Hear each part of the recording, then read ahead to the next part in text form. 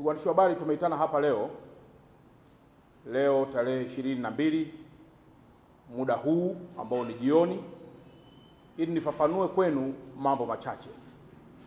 Jambo la kwanza muhimu ni kuhusiana na kukamatwa kwa makamu mwenyekiti wa Chama cha Demokrasia na Maendeleo, yeye na wafuasi wake, katika eneo ambalo mimi mkuu wa mkoa ninahudumu, mkoa wa Dar es Salaam, katika eneo la Kariakoo.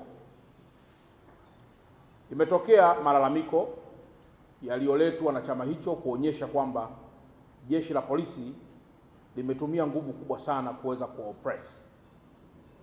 Naomba nifafanue jambo moja, ndugu waandishi wa habari, kwamba ifike wakati sisi kama Watanzania tuwe very serious na tunachotaka kukifanya.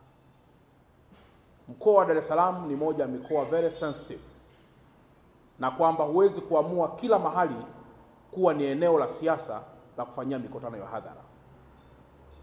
Tumekwisha zungumza mara kadhaa kwamba eneo la Kariakoo ni eneo ambalo ni la wafanyabiashara na ni eneo ambalo lina attract wafanyabiashara kutoka pande nyingi za Tanzania na hata nje ya Tanzania ili kuja kufanya biashara kwenye maeneo hayo. Muda mwingi maeneo hayo yanakuwa na misongamano, na tunatumia nguvu kubwa sana pia kuweza kulinda raia na mali zao ili kuhakikisha wanafanya biashara katika mazingira rafiki na mazingira ambayo hayataharibiwa na jambo lolote.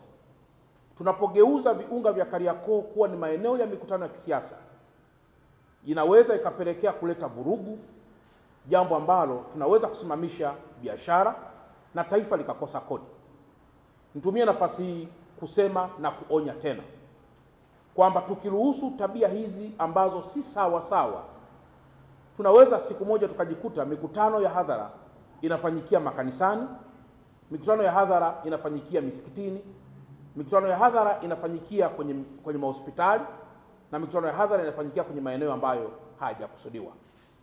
Naomba nitoe rai kwa viongozi wote wa vyama vya siasa kwamba tunapozungumzia umuhimu wa kulinda maslahi ya taifa letu tunamaanisha, na tunapozungumzia umuhimu wa kukabiliana na masuala yoyote yanayoharibu amani ya taifa letu tunamaanisha. Na kwa mantiki hiyo, muda sio mrefu tutatoa taarifa rasmi kuhusiana na maeneo yote ya msingi ambayo hayaruhusiwi hata kidogo kuweza kufanyia mikutano ya hadhara. Mojawapo ni maeneo sensitive kama haya ya Kariakoo ambayo huwezi kuamua kufunga barabara kwa sababu ya mkutano wa hadhara. Tukifanya namna hiyo, tutakuwa tunajichelewesha pamoja na kutengeneza sifa za kijinga ambazo hazitastawisha taifa letu. Niendelee tena kuonya, na nimeambiwa kwamba tarehe 24 bado kuna watu wanaendeleza kauli mbiu ya kwamba watakinukisha.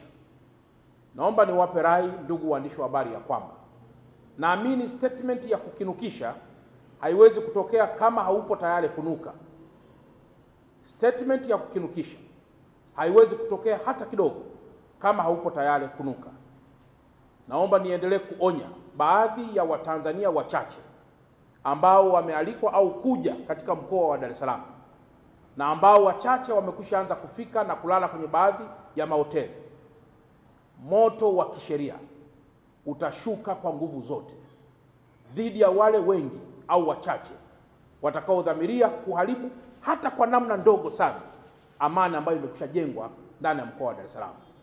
Tumesema kutoka sasa na kuendelea, mikono yetu inawasha sana katika kuhakikisha amani hii haivurugu hata kidogo. Tumefika wakati tumeanza kuleta mizaha ambayo si taswira njema kwa taifa letu. Tunafanya mizaha ya kutafuta sympathy kwa mataifa ya ndani na mataifa ya nje, lakini lazima tufahamu kwamba the secret of success always